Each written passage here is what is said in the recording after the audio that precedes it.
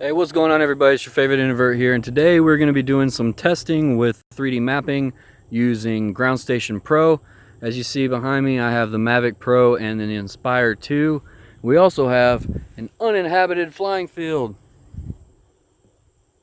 Kind of strange for being in the middle of the day, but hey, whatever, we're going to take advantage of it. We got the Jetty. We're going to take the Inspire 2 up first. We're going to do some aerial mapping. We're going to be about 50 feet above it. We're going to do some point of interest flying. With the Jetta being the point of interest, we're going to try to get multiple angles of this car and see how well the mapping comes out. We're going to test the differences between the Mavic Pro and the Inspire 2.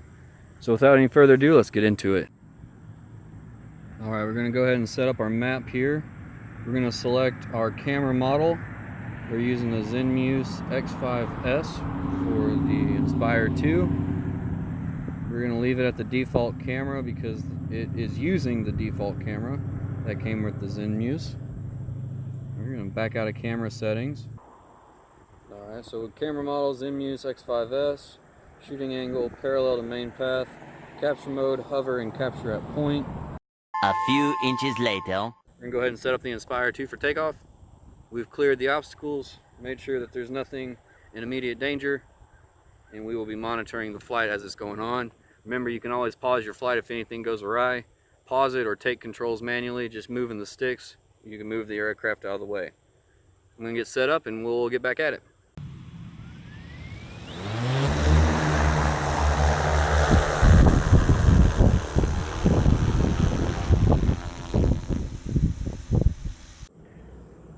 Alright, so after initially setting everything up, didn't like how close it was to the power lines over here.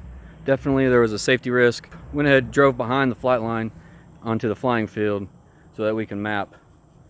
And no, I didn't get on the runway, so it's not going to leave any depressions for the airplanes. So definitely off the flying path and the runway, and we're going to see how it goes.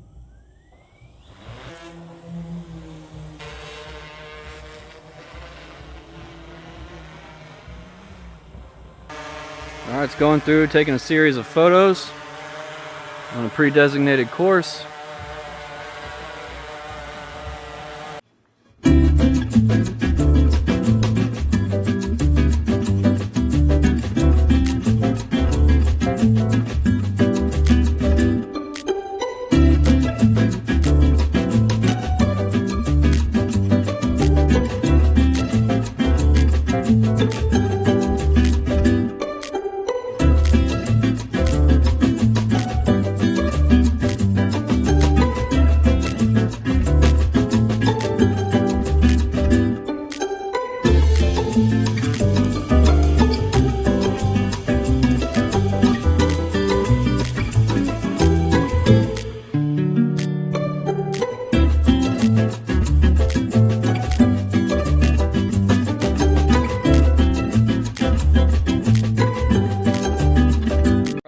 We switched over to the Mavic Pro. We're going to get it set up in Ground Station Pro, and we're going to launch her.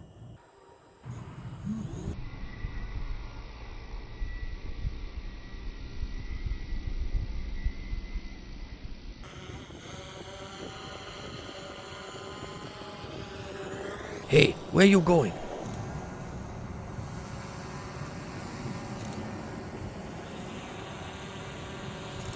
Alright, the mission has finished.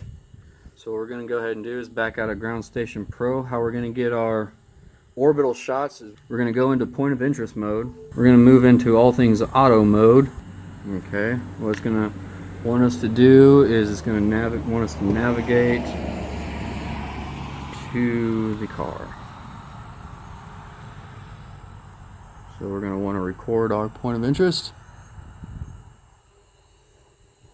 It helps if we know where we're going. 2,000 years later. We're going to apply, and off it goes to the races. And we're going to start taking pictures. Oh. Alright, I believe that'll do it. So we're going to go ahead and cancel out of that flight mode. We're going to bring the Mavic home, and we're going to get all this stuff into the computer. Alright, let's go to the computer. Alright, now that we're in the computer, let's go ahead and get started. I'm going to go up here to workflow, add photos. Going to navigate to our Mavic Pro first. We're going to select all of our photos and add them to the chunk. Alright. Now that they're added, alright, these blue bubbles right here are our cameras.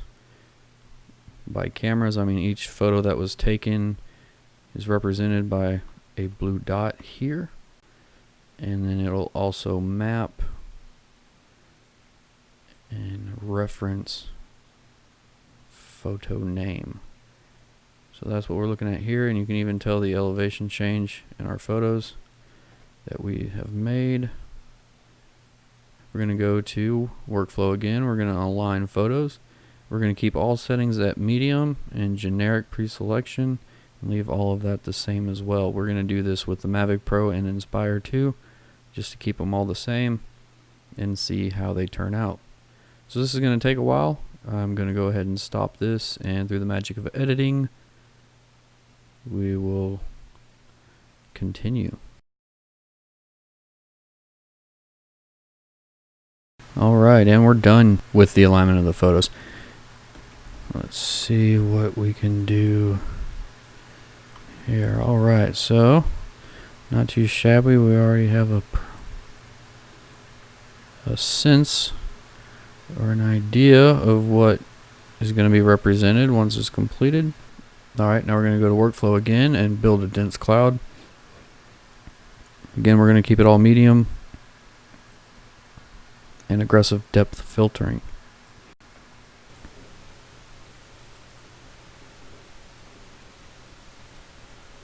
Alright, now that we have the dense cloud completely rendered and we have it selected here, we will continue on to workflow and building the mesh. We're going to keep all the defaults and let it render.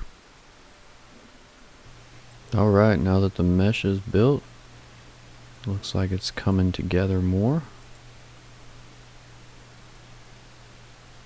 You can still see there's going to be some discrepancies here in the windows.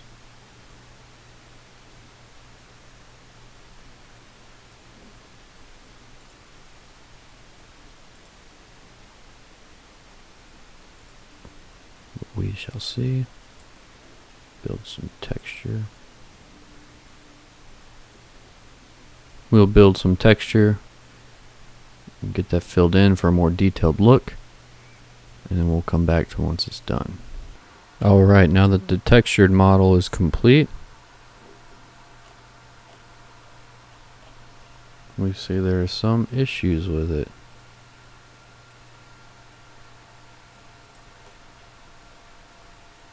Alright, let's move over to the Inspire's photos and see what we get out of it. To save time, we're going to jump right into the final rendering to compare between the Mavic and the Inspire 2 as far as the output is concerned. So that's where we'll pick up. Definitely looking like I need to get more side angles here to build out definition.